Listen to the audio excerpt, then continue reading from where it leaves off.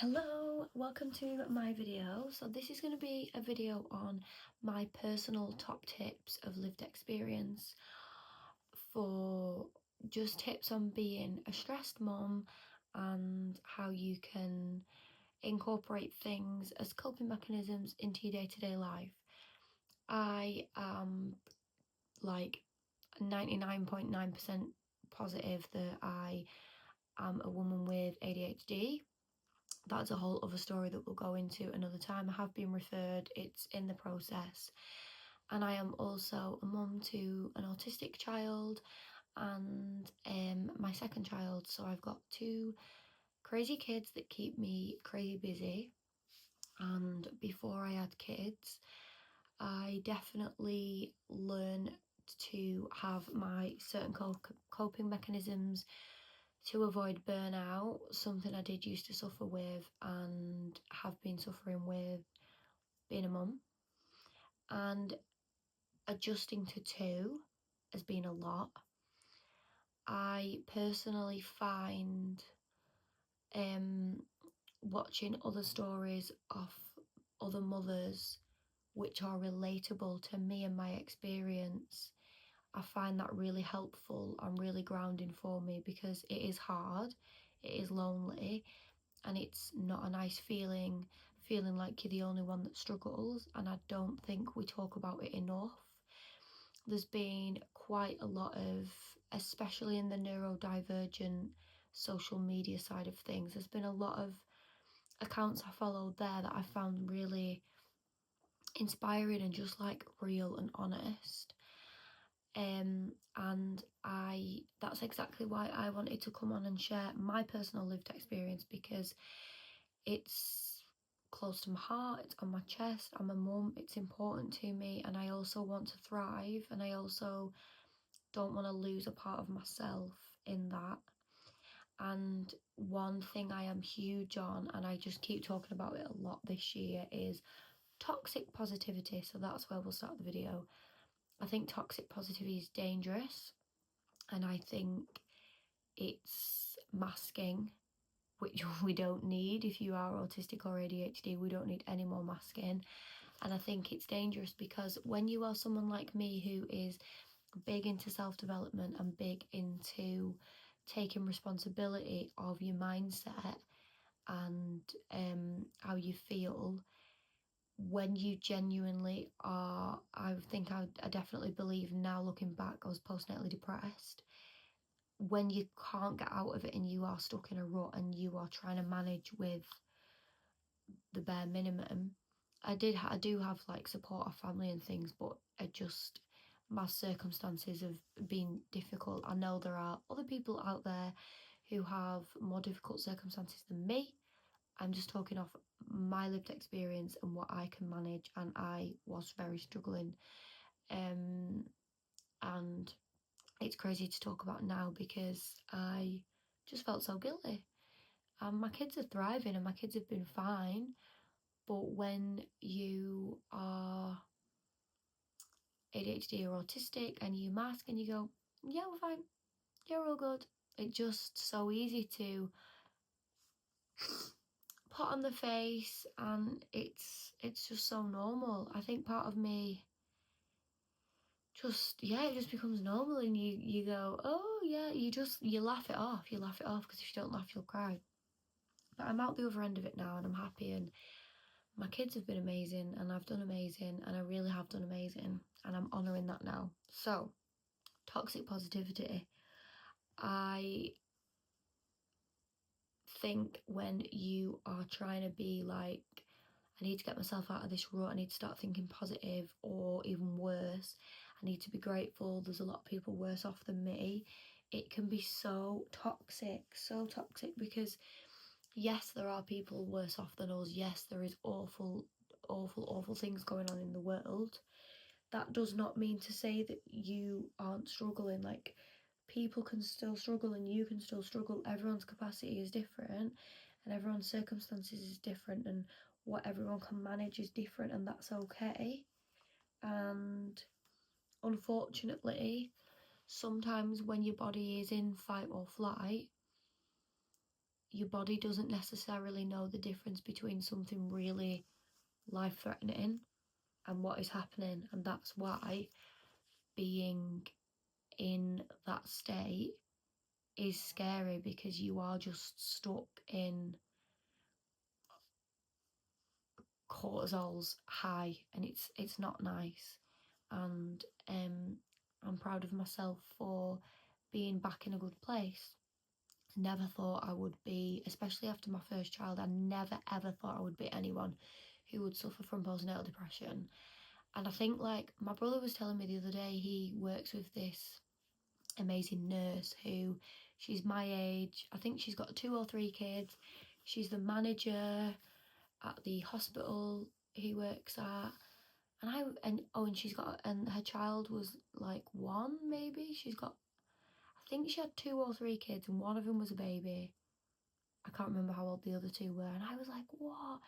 Before being a parent, I would never have just thought anything about someone being a nurse and having 2 or 3 kids. But now I'm like, how do mums manage life? Like, that is insane. Like, hats off to women, hats off to women, mothers everywhere who are paving the way to set amazing examples for us and just being badass women, because I just think that's fucking insane. I think it's amazing. So anyway, back into the point of the video. Well, it's all related anyway, but yeah, toxic positivity, we're going to let that go, because if you are trying to be grateful, that's okay. Gratitude does help. I still do gratitudes every single night, but there was a time where I was saying my gratitudes, but there were certain things I was a little bit bitter about, but not because I was bitter about the things, just because it was just hard and I was just struggling. So I think what's important is to be grateful for things when you're stuck in that low mindset and there are things that you're struggling to be grateful for. And this is a shock coming from me, because I don't think people will believe that coming from me, because I am such like a big, like, be grateful, like law of attraction, da da da da da. The Magic blew my mind. It was one of my most favourite books, and it raised my vibration massively. But when you are stuck in that really super low vibration, I think it's good to just be grateful for your heart, your lungs, your health, and just keep it really simple, and that will help. But then what we're going to go into now is forgiveness. Forgive yourself, especially if you are just struggling and there's so much guilt. Like, why do we feel guilty that we're struggling? Like, I feel guilty that it's just crazy that we think that.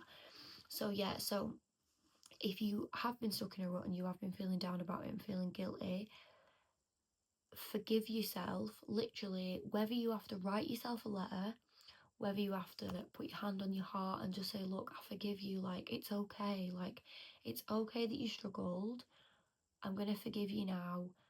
Speak to yourself like you are a little girl, or like you are a 90-year-old woman talking back to your 30-year-old self. I'm just saying 30 because I'm 30. And you can do, I don't know if I'm pronouncing this right, but I like to say Ho'oponopono or Ho'oponopono, maybe. Basically, it's a Hawaiian, like, self-help. I don't know, like, the ins and outs. I just know that it came from the Hawaiian culture.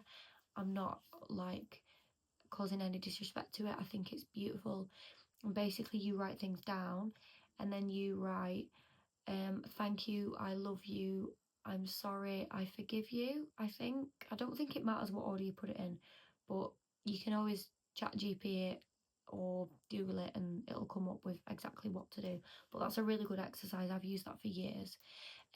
You can write whatever it is down that you want to forgive yourself on, or any negative things, and you can just rip it up. You can burn it, you can flush it down the toilet. Let it go. Let it go. For me, learning to forgive myself, I felt like it just, like, raised my vibration. allowed my nervous system to relax. There were other things, like I started going to some PTs, having a few PT sessions, exercising, that definitely helped as well, movement, and I think all the things that I'm going to talk about contributed collectively, but I believe that they have all been super important for me. I'm not saying they are going to work for anyone else. Just want to talk about my lived experience, and hopefully that they could help with someone, or maybe I could just even connect with other mums who are relatable and get a little community going. Who knows? So, no more toxic positivity. Have some forgiveness for yourself, because you're amazing. You're a fucking amazing human being who is a co-creator on this earth, here to do magical shit. Forgive yourself, let it go.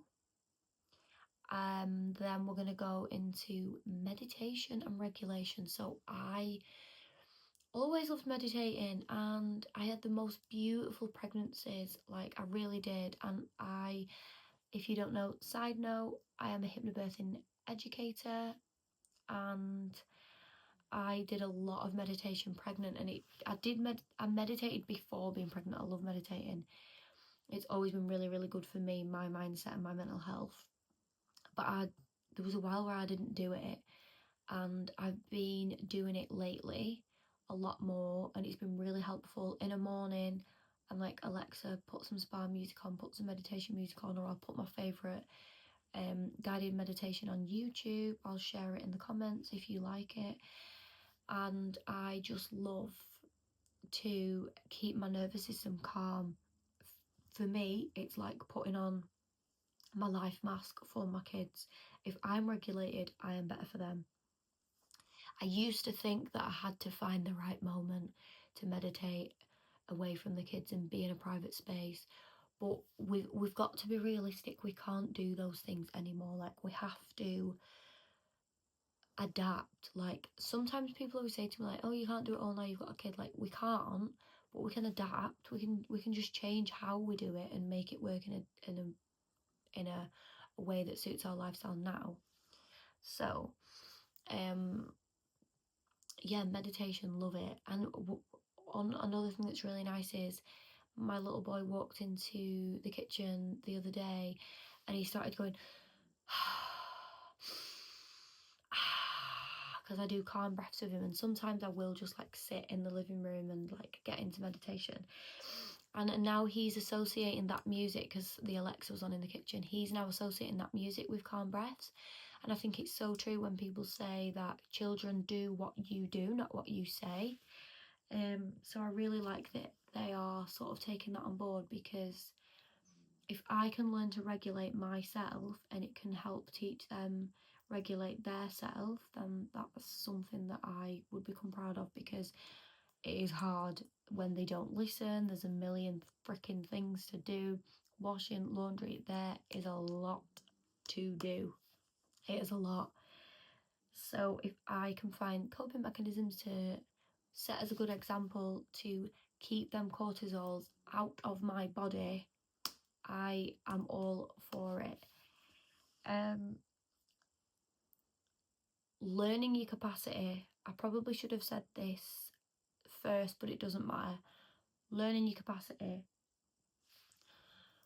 Learning what you can manage, learning what you can take on, learning what you might have maybe taken on too much of, especially the neurodivergent mammies out there.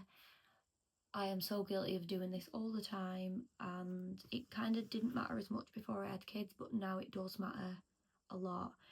I've had to say no to a lot of things. I've had to take a step back from a lot of things and just drop the guilt. I can't feel guilty for it, because when I get overwhelmed, it really isn't nice. I probably look like I'm keeping my shit together to everyone else, because that's what you learn to do, and you just learn to do the thing and put the smile on and live with it. But it doesn't work well for me, and it's not nice for my kids, because I'm just not as a fun mum who's organised to be around. And I don't like myself when I'm in that state, because then I go into this vicious cycle of hating myself because I feel like I'm not good enough, because I'm not doing the things right. So I have had to start saying no to things, and I've had to take a step back. I don't see my friends as much. I feel guilty for that. I love all my friends. I think all my friends are beautiful, amazing, inspiring women that are all hitting the goals and doing beautiful, amazing things. I just can't say yes to everything. I can't commit to everything. I can't text people back. I'm really bad at texting. I'm really bad at calling. It's not because I don't love anyone. I'm just being present. And I kind of miss like landline days. Kids won't even know what landlines are, will they? Like, if you're not in the house when that phone rings, you miss it. But now everyone has so much access to us, and it really is overwhelming. It's so like, and I think that's another thing, like when you post online and then you think, I've posted online and now then someone's texting me, like that wasn't an invitation for you to text me. I was just posting. But then you don't want to feel guilty about it, because I love people, and I obviously also don't want people to not check in, because I appreciate that people are checking in and saying hi, so I'm grateful for that too.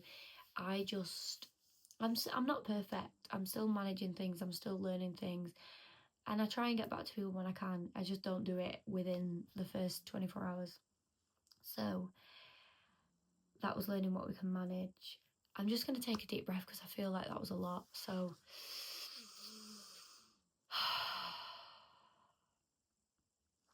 planning. I have come to realise I enjoy planning. This is something I didn't really know, but it makes sense now, because one thing I always pride myself on is my weddings. I was a bridal makeup for almost a decade, a bridal makeup artist for almost a decade. Love, love, love, love, love. Loved it. Had so much joy out of doing that. And of course, if you're going to turn up to the Lake District in the middle of nowhere at 6 o'clock in the morning, of course you're going to need a plan. And I have learned, I didn't used to think I liked plans because of my ADHD, and I've had a lot of scatty experiences, especially at school, especially with like when I was a teenager with public transport at school. That caused a lot of trauma. Something we'll talk about another time. But I have learned I like plans. I like plans. Plans make me feel in control. Plans really help me. If I can set myself a 6 months plan and then break it down into sections and have a rough, it doesn't have to be too set.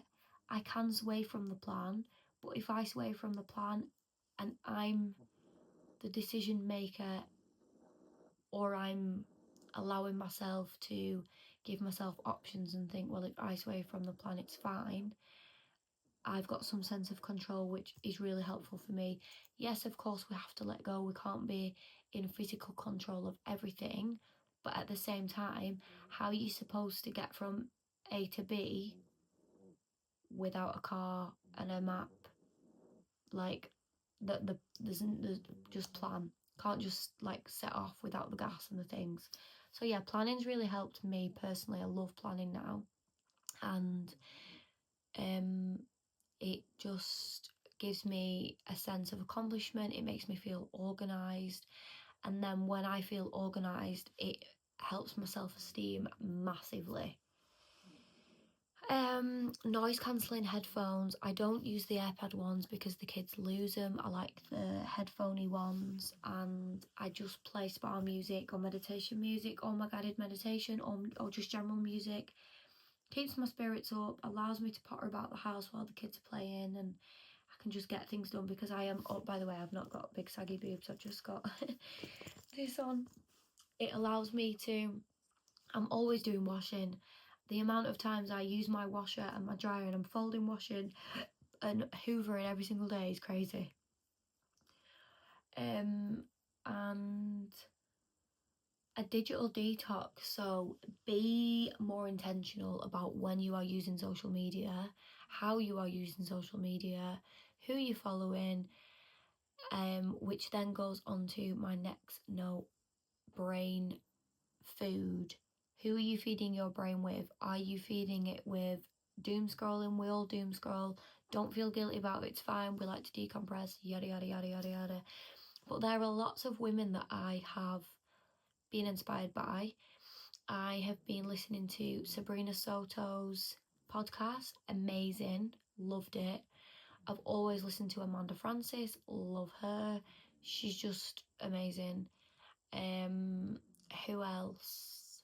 I've been listening to a book on Audible called Rewrite the Code of Motherhood by Gertrude. I can't remember her name. But, oh, another one of my absolute faves is Ashlina Caposta, House of Bliss. She's just an absolute vibe. So, when I am feeding myself with this kind of information, it really helps me and I feel much better than when I'm just doom scrolling. So yeah, be intentional. I can't believe this was 20 minutes long. I might make it into like a part 1, 2 or 3. I don't know, I'll see. If you watch this whole video, if it was a series, I don't know yet. Thank you so much. If you like this video, please like, subscribe and comment. I would love to connect more. I'm hoping to start doing more videos and be a little bit more consistent. And thanks.